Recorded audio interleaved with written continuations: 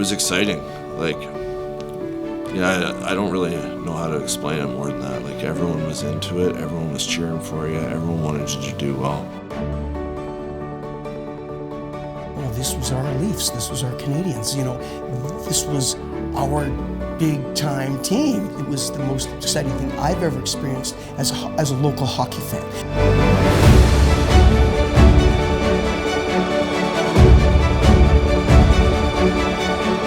You feel a part of it. You feel good for yourself, for your team, for your city, and you get caught up in it in a way that we never had that opportunity before. I don't know if it's just the story of the team we had or the dynamic of the team we had, or just maybe it's just because it's a Cinderella story, I don't know.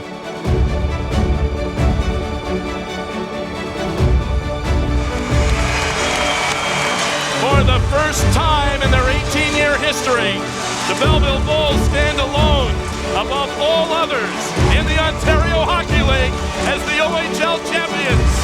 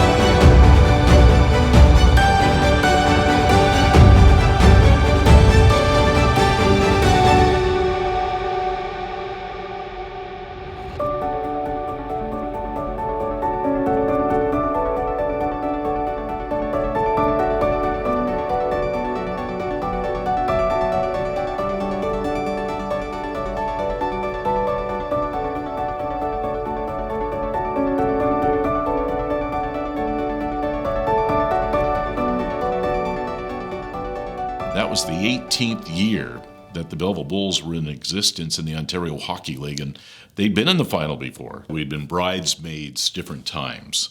And even the year before, the feeling was that 1998 team had all the pieces to go all the way, and especially after they steamrolled Peterborough in the first round of that previous year's playoffs. Belleville was favored, and they had home ice advantage, and out in the second round. No one wanted it to end that way. And so I think the next year, everybody a lot of the same cast of characters was back, and everybody was kind of ready to go. The easiest way to put it is you have to learn to lose before you win. And that was fitting to a T. And I know it was disappointing for the players that graduated, but the core of veterans that we had coming back, that was in the back of their minds. We weren't a big team, but we were fast, we were quick, we got it done. We had some toughness, but we were a skating team. I think that's why it was so effective, because everybody brought something different out onto the ice rather than just having, your first and second line being, 30, 40, 50 goal scorers. We had, Ryan Reddy, who almost 100 points that year, was just a hard-working, led by an example, and it just fueled everybody else underneath him. We had good players right off the hop. I knew once Reddy came back and I saw Papineau and Cheechoo, I said, okay, we've got some superstars here. You could tell right at the start that we had there was a good bunch of guys, good team. You could tell there was a lot of talent right off the bat. They're a big group that, they played physical even though we were in a big barn. They helped me out a lot because we had some veteran guys that, would, not just from a standpoint of playing the game, but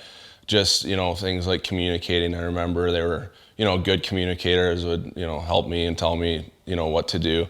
They never let anyone come near me. We were able to carry the puck and control it, which helped the D to get up into the play and help, with Jason Lawmaster and those guys with some physical play. We started, being a threat at the end of the year. Brando Mezai, the big Slovak, he was just so tough to get around, and but we always look at Lawmaster, who had that great combination of, he had a great first pass.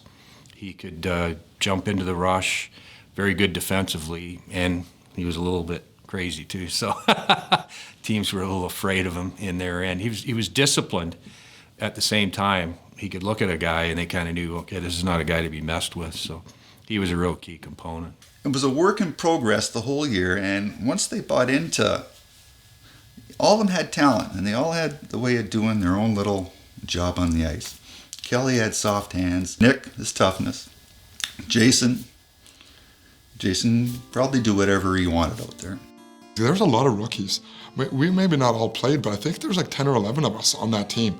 And they molded us into, the players we ended up being. So it was a great experience. It was a new thing we were trying out where when we drafted these players, people were like, oh my God, did you ever make a mistake? These guys are too small, this is a big league. And I said, well, there's players that can skate, and if these players can skate in this big ice surface, it's gonna help us big time when it comes through the longevity of the 66 or 68 game schedule. It was exciting. I think our team that year was exciting. We had a little bit of everything. We weren't just a defensive team. We weren't just a scoring team. We could do anything, basically. There was a real enthusiasm around this team, and you got the feeling from this team that they would eat nails if it meant that they were going to be successful. They would do whatever it took to stand up for their buddy on the team, and they were a real team. It was real fun to be around them. Ryan Reddy, I think, was the real cement. Just a down-to-earth guy. Came back for his OA season to be captain when he could have turned pro, and bought in right away to what Louis wanted to do and sold it to the other guys. Just an approachable captain, treated everybody the same, and I think the kids really liked that too, and then that just trickled down for the rest of the older players down to the kids. He was a great leader. I mean, he was just a great personality. He always had a smile on his face. He always came to the rink to work. He was your consummate captain. He was tough, he could play, and he demanded respect. And you couldn't ask for more in a captain. Like, he was excellent. Ryan Reddy's a solid player, great leader, and great in the corners, tough. Gets a lot of room for you out there. Like back then you kind of needed that. That was before the new rules came in. So he had a little chip on his shoulder, and it was always nice to play with him. He always came out of the corner with the puck, and was able to get it to us. He was the heart and soul of the team, in my opinion. Here I am, just turned 17, and I look at this guy and I go, that's a man. And he commanded respect. But he also gave it. He was extremely nice to the rookies. He was the best captain I've ever had, by far. He really took our team, I believe, to the next level. When Ryan Reddy spoke, you listened more, because he was the leader, but he treated everyone the same, right? He treated everyone the same, and on and off the ice. And he's kind of one of those leaders where if he has to stand up in front of the group, you've done something wrong. I've seen a lot of other teams where there's cliques and there's these people do that and these people do that. Reddy, he was just, he made everybody feel like part of the team right away, and he had everyone doing everything together.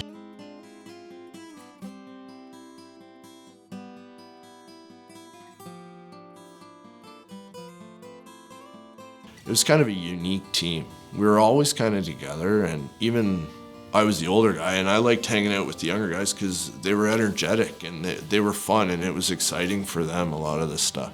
And it was before social media or anything like that, or video games. So we had to create our own fun. We ate together, we hung out together. Obviously, we played together. Movie nights, Tuesday nights, it was 20 guys strong. Bowling nights, it was truly a team. We were able to be kids, because we were all, 16 to 19, go be kids. But when it was game time, it was time to be here for hockey. And the ownerships and the coaching staff allowed us to do that, with our captains sort of overseeing it, and it worked. We loved to score. I mean, we had a lot of guys on that team that could put the puck in the net, and every game we wanted to go, and everybody was kind of competing with each other, everybody wanted to score, and we were all friends on that team. It was a good team atmosphere to be a part of, and guys were just in it to play for one another. You can go through any team in the history of hockey. You got to be close, and it's a team that does everything together wins together. These guys came to play every night. They loved the game of hockey, and to be behind the bench to actually put these guys on was a treat. When Lou Crawford took over as the coach of the Bulls, you could sense that there was a whole new enthusiasm around the team. And everybody around the team was involved. It was one of those kind of epidemic kind of things. Everybody had a great level of respect for Louis. And work ethic. He was there early in the morning. He was there after practice. He put in his time, and he's a likable guy. I mean, what was there for the players to complain about? He was a good communicator, and he had Freddie helping out with the blue line and doing a great job with the defense. So Louis was able to focus on the forwards, and the cycle game from that team was incredible. Lou's intensity of watching the game and analyzing and everything, and the wheels were just constantly going. The great things about Lou is going back to, he might be in your face, but he'd also be your biggest supporter. If you were down, he'd pick you up. If you were up and he felt like he had to knock you down, he'd knock you down. He knew how to get the best out of everybody.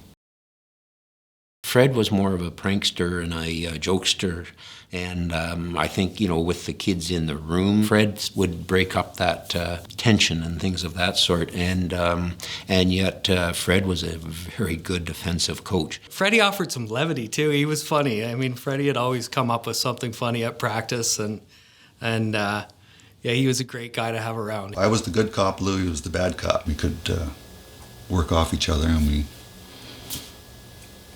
results speak for themselves. Even though you're working as a team, everybody is an individual. Everybody has a different personality, and you have to get those personalities and everybody on the right page.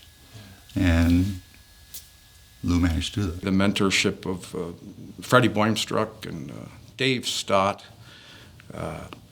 Jamie Pringle, and the coaching staff was amazing. And again, somebody had to be the bad guy. That was me. But hopefully they all, benefited from it. Louis and Lozzie had a really interesting relationship. And I think he was a regular visitor to Lou's office, not necessarily being in trouble, but I think they talked a lot that year, and I think they had a lot in common. But there were also some, a little bit of headbutting going on too. I knew he was a bit of a rebel, and I love rebels. I love guys that, push the buttons a little bit just to keep me, more importantly, on edge. And Jason did a great job of keeping me on edge. I loved him to this day. Didn't really necessarily tell him that, when we were in the playing days, but I think he appreciated it. He brought that mentality of no nonsense. He's a bit of a loose cannon, which you can use that to your advantage, and we did. And once Jason understood his role, he was a huge part of our success. He was just hard to play against, right? And that's what he had to do to be good, right? He needed to be hard to play against. He didn't need to rush the puck all the time, but he needed to be a tough defender. With Michael Jacobson, I know he appreciated it, and he used to tell me all the time, and I would laugh. Because everybody would be so worried about me, he could just do what he wanted to do, which was a positive. I'm not talking about fighting or anything like that, but just I had a lot of good conversations when I was playing on the ice with opponents, and all the time. So they knew I was out there.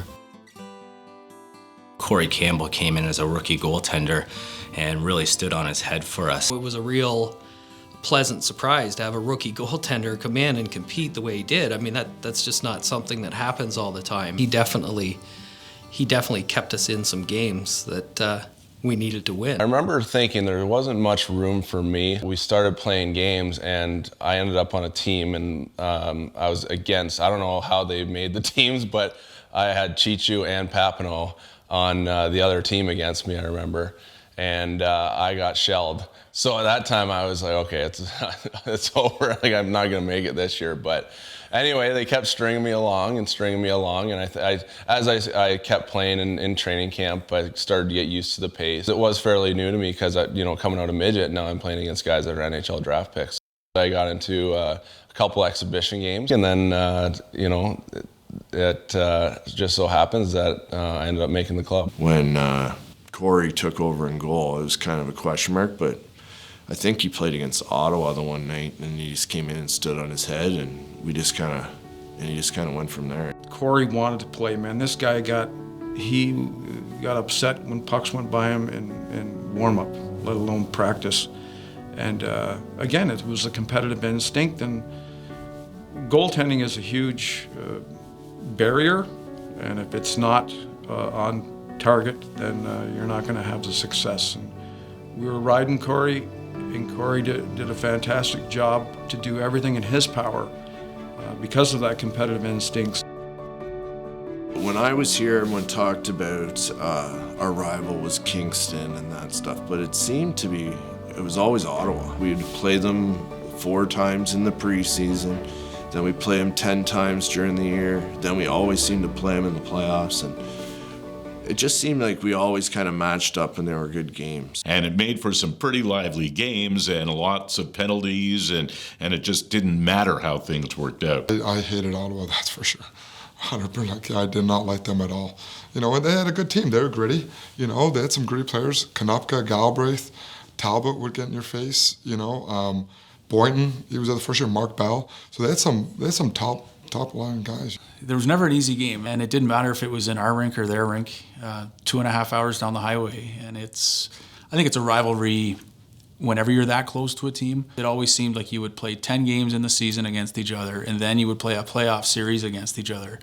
How do you not build a rivalry? It was pretty interesting and a lot of fun. Maybe it was just the style we played against the style they played, or I don't know. But for some reason, you know, we seemed to have good battles against them, and we seemed to have a fair bit of success against them. That year, for some reason, it seemed like every time we played Ottawa that we, at least personally to myself, and I think for most of the guys in the room, we had a chance to win every time we stepped on the ice with them. They were a star-studded team, and we had a little bit to prove, I think, and play a little rougher against them. Oh, those games were always exciting to come in and play, right? Like, especially playing your hometown, you always get up a little bit more, and you want to do well, right? And I felt like that it grew that year as 2 teams.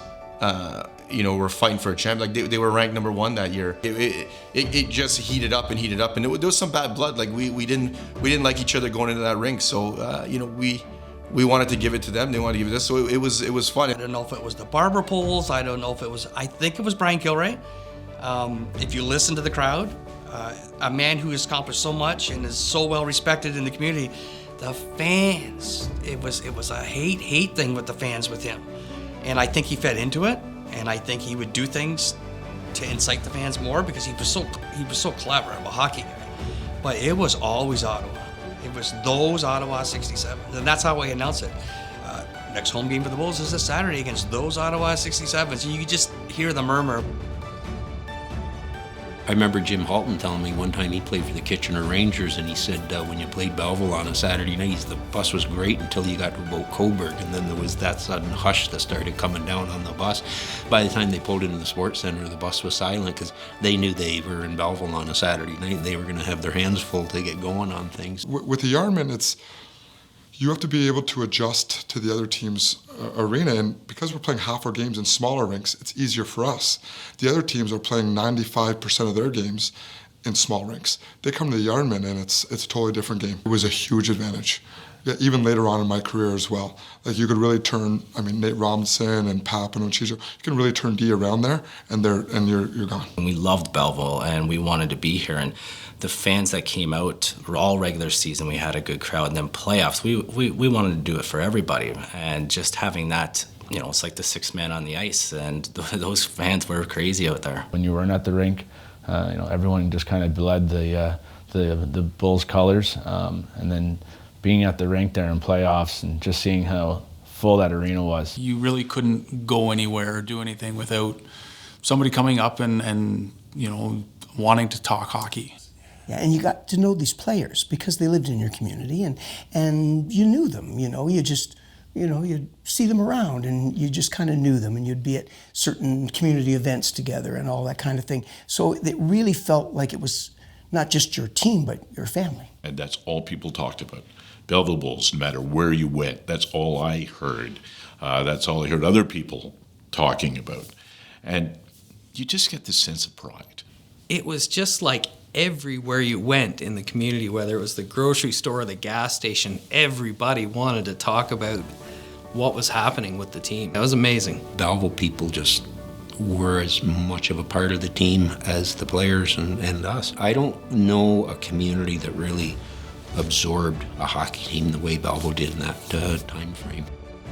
We had pretty high octane offense too, especially when teams came into play in Belleville. I think it was overwhelming for teams because we were fast, we knew how to play here, we had a lot of offense, so you could kind of, if you wanted to concentrate on one line, the other lines would have success. They were learning and having fun, and the confidence level was getting higher and higher and higher, and they were sticking together as a team. It just seemed to click after Christmas, and we kind of sat down and said, hey, look, if we're going to do this, it's the time to do it, right? And it just, you know, it just went from there, and it just rolled, and then rolled right into playoffs.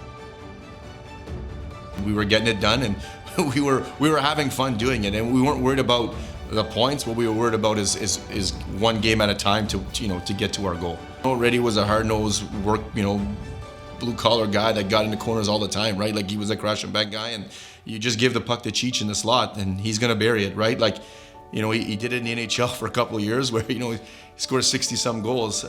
He's doing something. He's a goal scorer. Having Papineau's speed and his shot too, I think we just all kind of complemented each other, and, we were able to, expose the other team. That was my game, right? Is move the puck and move it to him, and he scored a lot of goals. He was just a big boy with a big shot. Continue to press. Ready behind the net, centering. Cheechoo scores!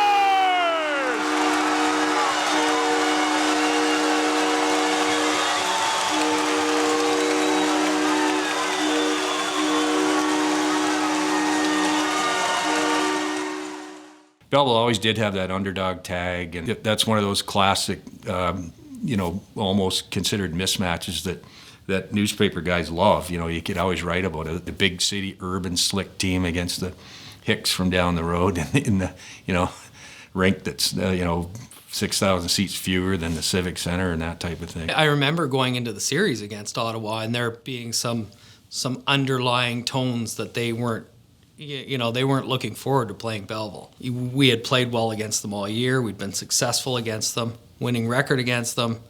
And, I think it goes to coaching that the preparedness going into that series was outstanding. And they found ways to make the system work to beat that club. There's always a couple of teams that give you a hard time during the year, and I think it was us giving Ottawa, and I don't think they really wanted to play us come playoffs, but it just fell that way. Seemed like Ottawa had a lead in almost every single game.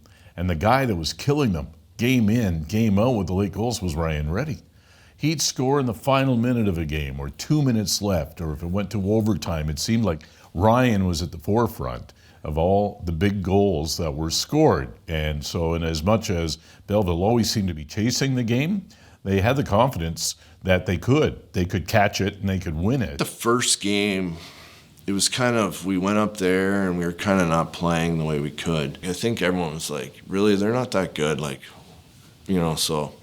And then as it went, we came back here and we won, and then we just kept winning, and we ended up winning in overtime there in Game 5 to beat them out. I just remember Jason shooting the puck on Jason Lawmaster. He kind of held the blue line, and we cycled the puck. It kind of came out, shot on net, and just a rebound. Belleville won those overtime games, and that was the difference in that series. But just the whole notion that Belleville could knock Ottawa out, not that they needed additional adrenaline to drive them through this series, but every game was tooth and nail. It was very rewarding for our players to seize the moment, but more importantly, here we go back to the veterans where they said, okay, we beat them, let's go now see what else we can do. I liked that series a lot because covering the team and traveling with them, you feel part of that emotion as it builds, and you could just really feel all of a sudden, hey, something's happening here. And I mean, they really started to believe that they had a special opportunity. And it was a lot of fun, too, to kind of tick Ottawa off because they were shocked when they lost and very angry. And they knew they had to sit around for, 6 weeks before the Memorial Cup. So they were not a bunch of happy campers. And obviously being division rivals, yeah, I think in Belleville people felt rather happy about that. We had a very vocal crowd. The stuff that would go towards the ice, the hex sign, you could just tell how the players into the team were bothered by the intimidation of the fans. And that was, it takes you back to the old Memorial days. Hex was amazing in playoffs. Yeah, this pull, it came up over the glass and this flag hung about, like literally you could hit it with, the goalie could hit it with a stick. And he would hang it there and go like this the whole game. That tambourine would be almost an inch away from the goalie's head, and sometimes I think would screen him on certain shots. That would bug the crap out of me as the other goalie, right? It was huge. It was like an ordeal to get into the rink. And then when we scored, or when he was doing his thing with the goalie, whatever, he had to displace fans who were paying whatever to line up 6 deep, and he's pushing people aside to get the stupid hexing. And normally people are like, hey, that's my spot. But no, it's the hacks. Okay, you can go. Anybody else, you know, the Prime Minister could have walked it through and he would have been shut out. There's no way the hacks is going to get shut out. He was getting to the glass of that stupid thing for sure.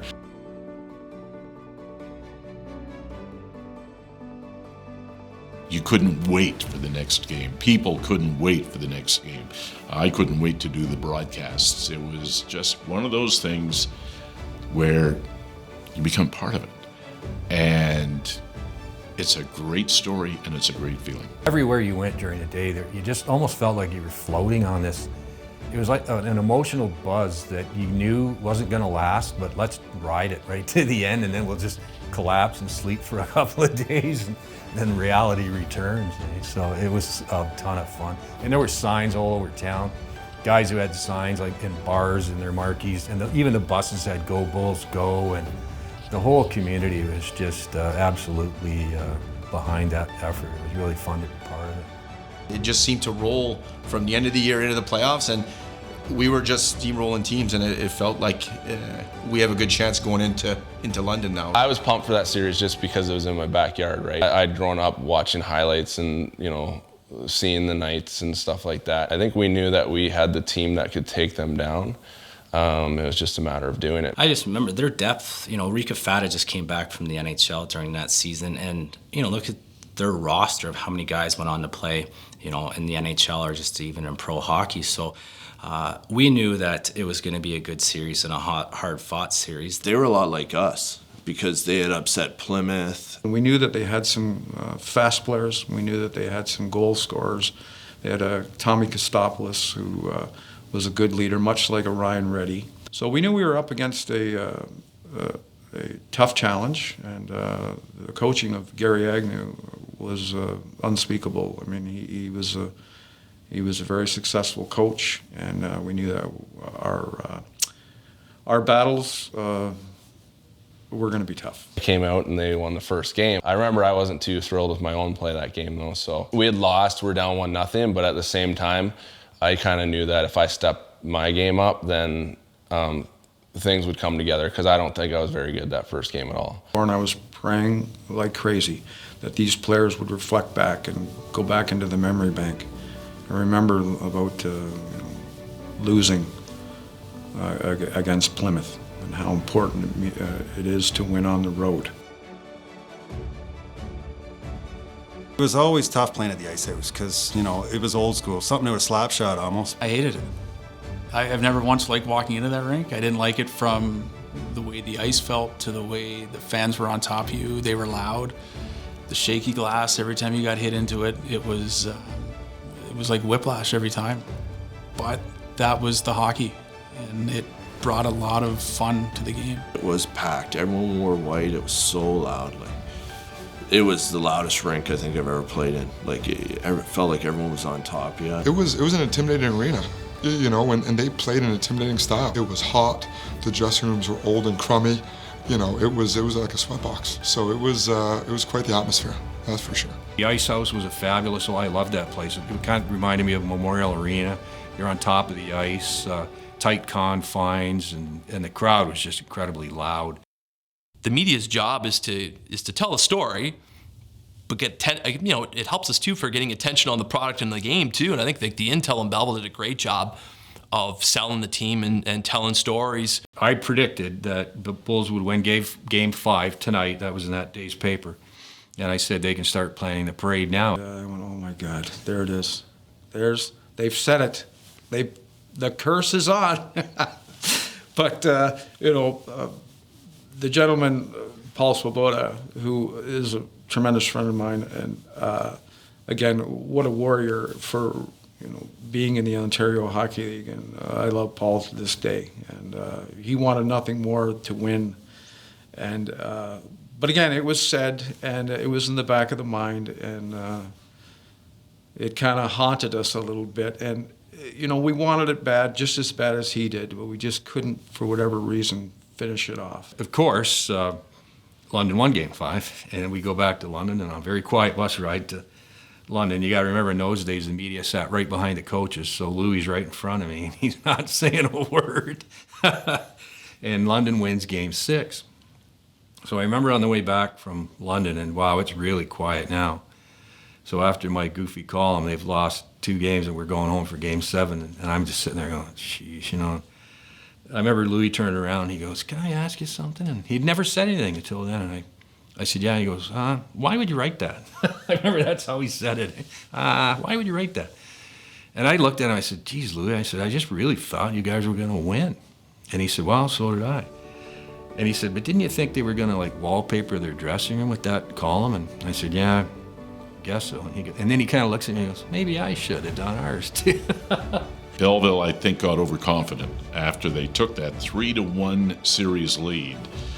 Things kind of began to go London's way, and they got a hold of games 5 and 6 and beat Belleville to force that 7th game. The first half of the series kind of was our way, and then they kind of took over, so kind of got the momentum going their way for the last like 2 or 3 games. It's just one of those things where you try and stay kind of even keel. I remember those games though, like the first couple games, Rico Fata didn't play his greatest, and then all of a sudden he started to wind it up, and we were like, oh. And you could see it kind of turning. He played really good the Game 5, and then played really good in Game 6. When they score and that building goes crazy, you know, they got momentum, and you know, they took it to us there. So, you know, we fought back, and you know, we gave it a go. I don't know if we got a little bit ahead of ourselves, and they came back, right? You're riding high, and I think for a little bit of time we kind of forgot what the ultimate goal was, and we didn't let it slip away, but we gave it back a couple of games. Everyone thinks that, you know, we got up early on them and we relaxed. Those games were all very intense, and it could have went either way. Once you lose that Game 6, then all of a sudden it's a 1-game shootout, right? You know, your knuckles are a little white, and then it's kind of like, all right, boys, like, we don't have any more cushion, like, we have to do it now. I mean, obviously it was really nice that Game 7 was at home, but at the same time, Game 7, anything can happen. There's never a given that you're gonna win. I mean, you've always got to come ready to play, you've always got to compete, and you know, we saw it happen. The door gets cracked open a little bit, and next thing you know, you're facing a Game 7. Going back for Game 7. Certainly the momentum is in London's favor. It was a very quiet bus ride back to Belleville. Just a quiet ride. I think they were thinking about it, and wasn't a whole lot of words said, good, bad, or otherwise. I think they decided, hey, we blew an opportunity to get it done early. Now we got to get it done in Game 7. If we would have said at the start of the year, we got to win 1 game to go to the Memorial Cup, everyone would have been pretty excited.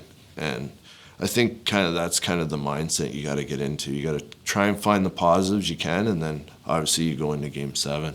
I wanted it more than anything for my father. He loved the team, he loved the players, and he'd been close. And, you know, convincing him to make some changes to try and get us to that next level, I really wanted to show that, hey, we're going to do it. We're going to get this job done. We're going to get you the championship that you've always wanted. Knowing that we had the whole town behind us, and the buzz and the energy was phenomenal. It was crazy. I remember when I couldn't sleep the night before, as I'm sure many people couldn't sleep the night before. It was really something amazing. The city was just on pins and needles. The atmosphere in the arena was unbelievable. I'm not gonna lie, I was nervous and I was scared. I really was. It was Game 7. People were nervous, I think. The diehards were, for sure. But they were out in full force with their banners and, you know, screaming positives at the kids when they came out for the warm-up. So fans were behind them right away. There was nobody sitting quietly. I remember not sleeping the night before, and Freddie Boimstruck and we lived basically beside each other. And we were kind of at our wits' end, like, you know, what do we got to do here? And I remember going in, and we had talked, and had a few pops to try and figure up and loosen up our memory here, our working gears. And we had a whole kind of strategy to get these guys prepared for Game 7 at home. And we got into the arena for our pregame speech, pregame prep, and we had it all written down. And we went, and we ripped it up, and I put down an initial on the board, for the whiteboard, where we usually have our, okay, this is who you're going to match up against, this is what they're going to do on the power play, etc. And then Freddie went up, and he put down an initial. That was our game plan for the entire Game 7 at home, was to play for that person. They were taking all the lessons that they've learned from when they first put on a pair of skates to where we were today in that moment. And I think that's what motivated them to go out. No coaching involved. It was just go. His message was, you know, when you don't feel like you can give any more or you can't do it, you know, you can look at that and hopefully it'll push you over the top. It was definitely a memorable moment. It worked, you know, at that time, and it was the right call, and it was good.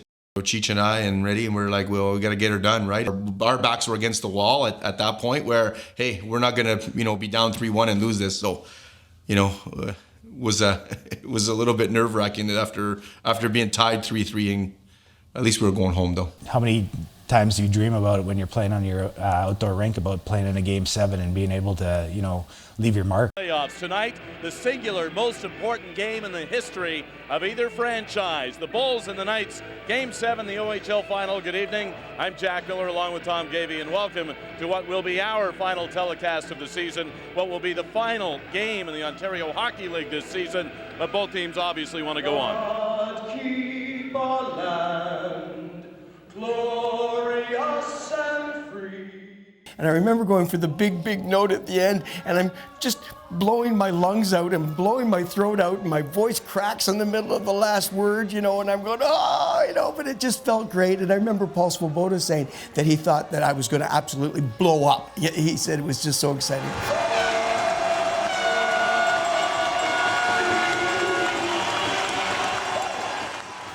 We had a good game plan going into Game 7, and I felt like once we scored our first goal and got our second one, that it was, once we got up 3-0 or whatever it was, you could feel like the tides were turning and they were just kind of pulling it in and and nothing seemed to go right for them that day. It's our rink. Let's play our game, and we came out flying, and we came ready to play, and backs to the walls, and got to get it done. You know, and we did it. It was jam-packed. I think we might have been a little over capacity. I don't remember how many people they announced as being in the Quinte Sports Center. Whatever they announced, it wasn't what was there. There was hundreds and hundreds of others that were there.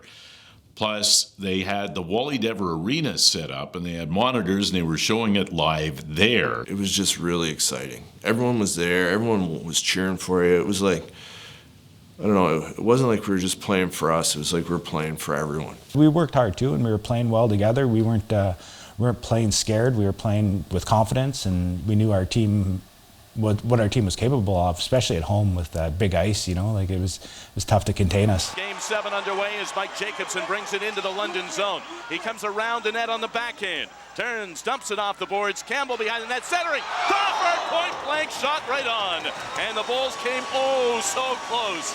Right off the bat, Jacobson back on an icing touch-up, and the Bulls executing beautifully off the opening face-off. There was so much interest, it was so much fun, but drama, there wasn't any. There may have been pre-game, there may have been up through the first period, but after that, it was a matter of time, and just how decisive Belleville was in that final game, that was something. I think these guys came back and knew they were the better team. They could get the job done, and the foot was on the gas from the drop of the puck, and it never let up. We just went at them, and there was no stopping us at all.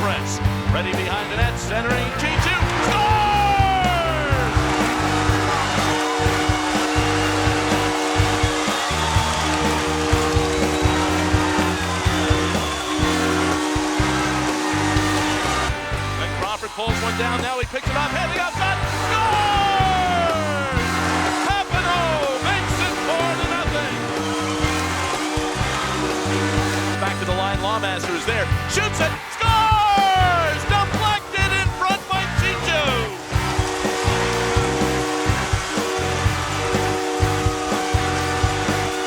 Cheechoo on the loose puck and across the line. Oh, it's a nice stick by Houston. Takes it up and scores! Cheechoo, hat-trick!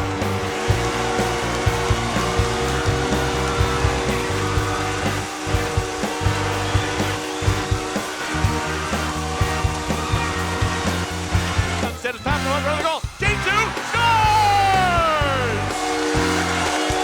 How about that?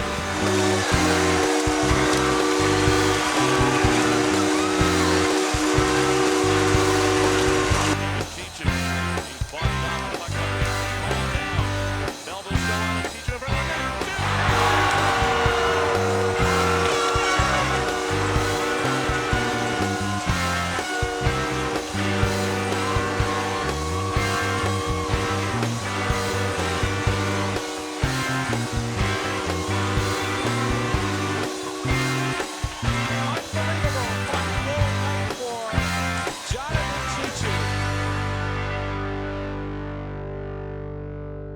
That's the perfect hockey game. When you can come out and play 60 minutes, winning shift by shift, it's the perfect hockey game. Who's going to forget anybody scoring 5 goals in a playoff game? Any game, let alone a playoff game. And there's Jonathan Cheechoo, and he's just writing his own history with the Belleville Bulls and the Ontario Hockey League. Scoring 5 goals is crazy. And in a Game 7, even crazier. Jonathan Cheechoo, I guess the best thing about him was reflecting back to when Floyd said, "Lou, we're taking this guy in the first round." Why? Because this guy comes to play, and he comes to play every night. He's got that fire in his eyes, he's got that competitive instinct, and the natural ability to score big goals. And was Floyd bang on that guy? And I'm so thankful that he was, one of our leaders in that Game 7. It felt like everything I touched had a chance to go in, like it didn't matter where I was shooting from. I never heard the volume was loud, and being the guy that does the music and doing the announcing and playing the horn after every goal, it was just, the entire building was electric, just electric. Never heard anything like it. You couldn't hear yourself think of that building. You felt like a little rock star at the time, right?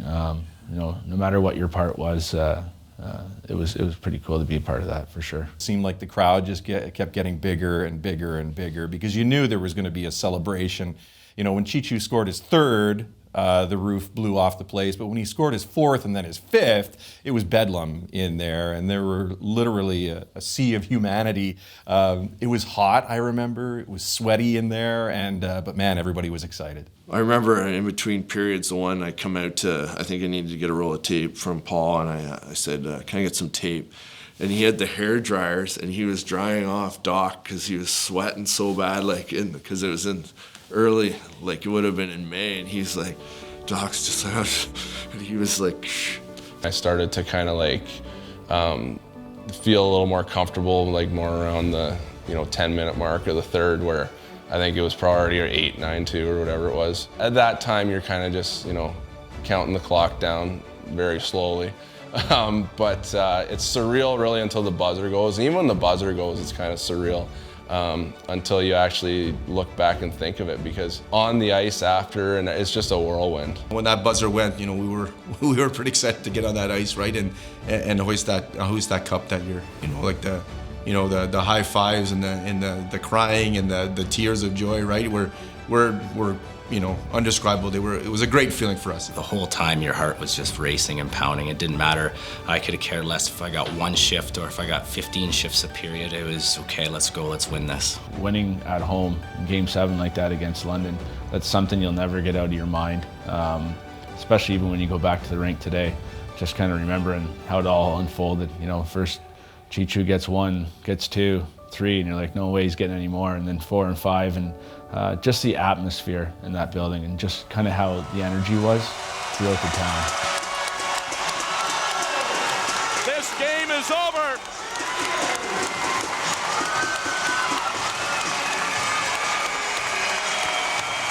For the first time in their 18-year history, The Belleville Bulls stand alone above all others in the Ontario Hockey League as the OHL champions.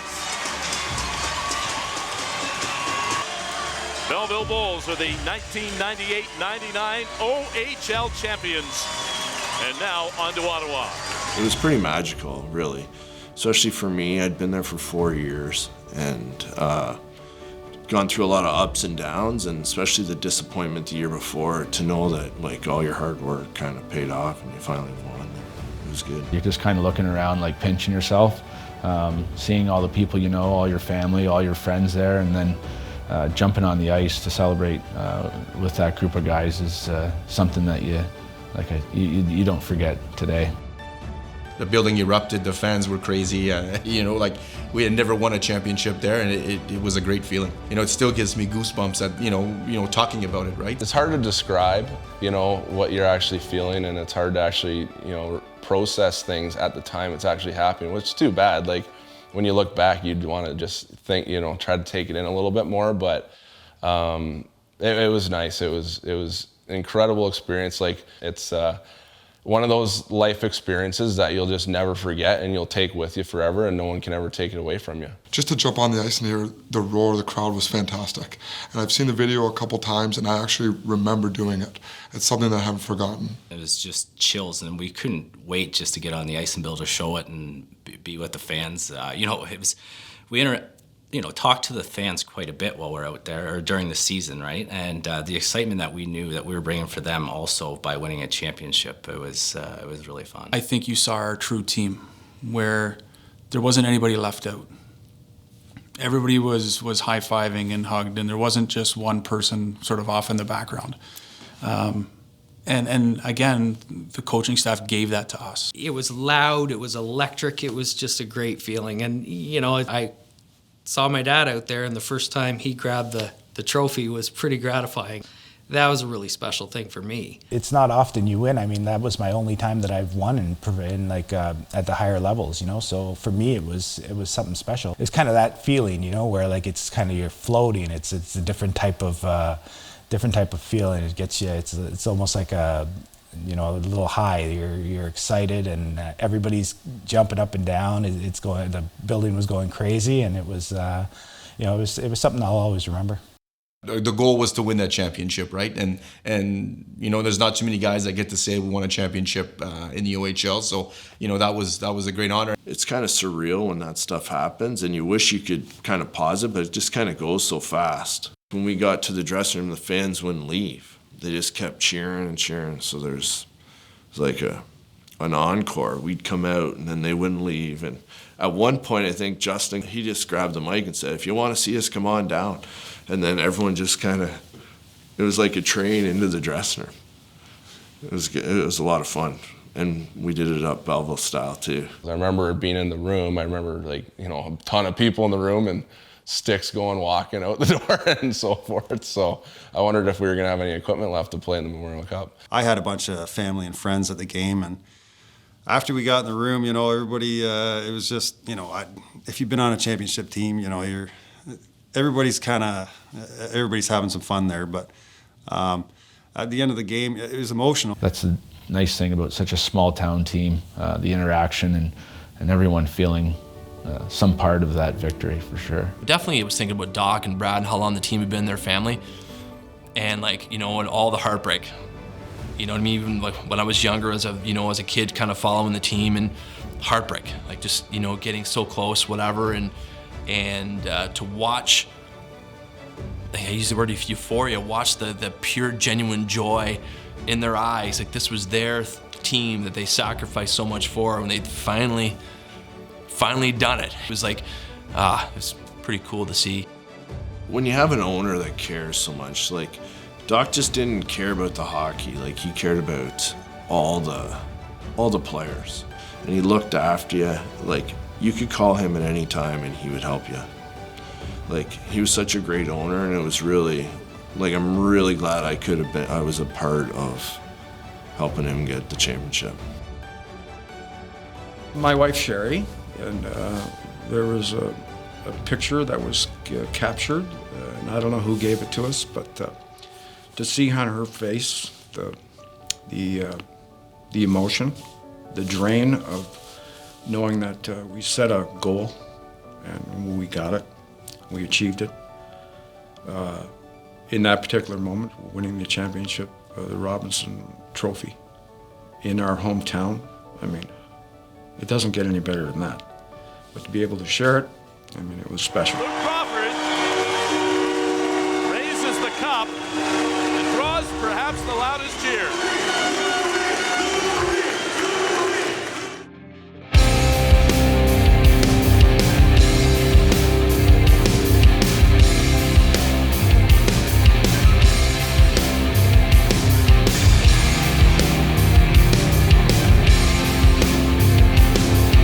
I remember at the start of the year, like I said with Louis, I said my goal is the Memorial Cup, and I wasn't thinking at that time, but then I got thinking at the end, I'm like, yeah, like we're here now.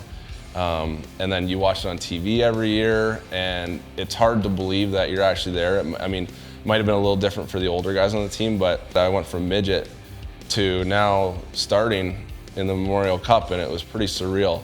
But at the same time, you're trying to get your head on straight.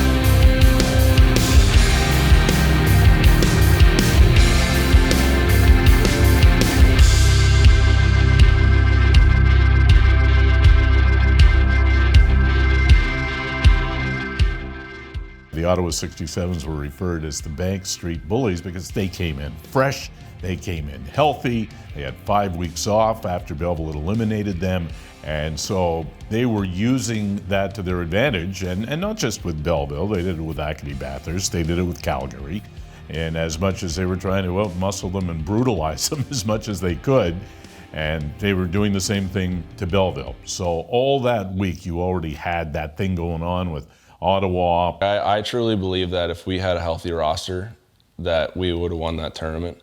I just think the way we were playing, I don't think teams could have really played with us. I think we had probably one of the deepest teams there, if not the deepest. So it's kind of, it's bittersweet. Where it really hit me was when it was done, where we didn't win. That was the hardest part. Knowing we should have.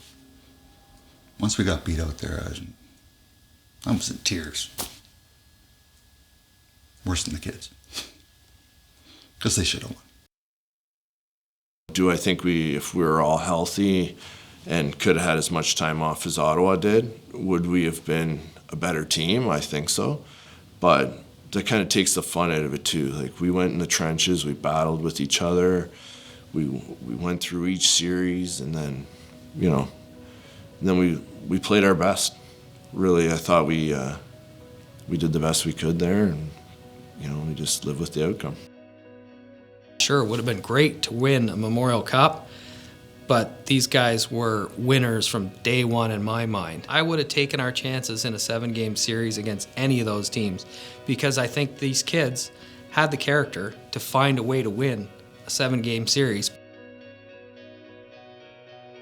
And already plans were being made for a parade and a rally on the Market Square to honor the OHL champions and the fact they made the Memorial Cup. Ross McDougall was the mayor, and they had put together a neat parade, and it was so well attended. We gathered there, and fans were delirious, and the players were just shocked that even though they lost in the semifinals of the Memorial Cup, that the appreciation being shown by the fans was still as tight as it was, as if they had won it. We lose in a Memorial Cup, and they're still coming out to support us. And, you know, flocks in the streets. We have, you know, the party downtown. We have a small little parade, and it's people everywhere. They were all excited. They hadn't had a champion there in the whole time, and you know, we were able to do that. The first ones being that is you know, pretty special, and you know, having those fans there to celebrate with you, they were there all year watching us and cheering us on, and then being able to kind of hang out with them and show them we appreciate it too, because that's it was really a town win. To see the support that this city had was absolutely amazing, and I can't thank Belleville enough for putting me through my teen years with the support like that. Just a final goodbye to the fans who supported us all season, even our ups and our downs. It was great to be out there in the atmosphere of the little kids sitting around there, and it makes me think about it. Hopefully one day, my little guy now will be able to experience something like that. And I think Belleville's such a unique city, small enough but big enough, and you feel a part of the family, and you could see how important it was to the city that what we did. We like to build say our last goodbyes. That particular year was something else, and that particular playoff and that particular victory was electrifying. It really truly was.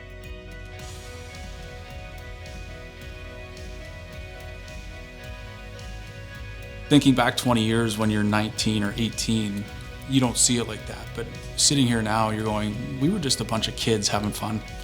And we were given that opportunity to do that, which a lot of kids don't get. One of the best times of my life was my time spent in Belleville and playing on that team, and it is special. Working as a group, getting the job done, they all bought into it. That's all I can say.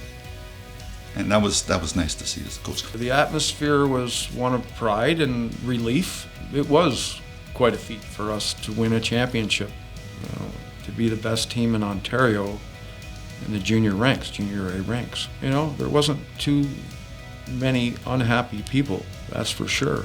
I mean, God bless the fans, the fanatics, these people who come through the thick and thin. I was happy for them.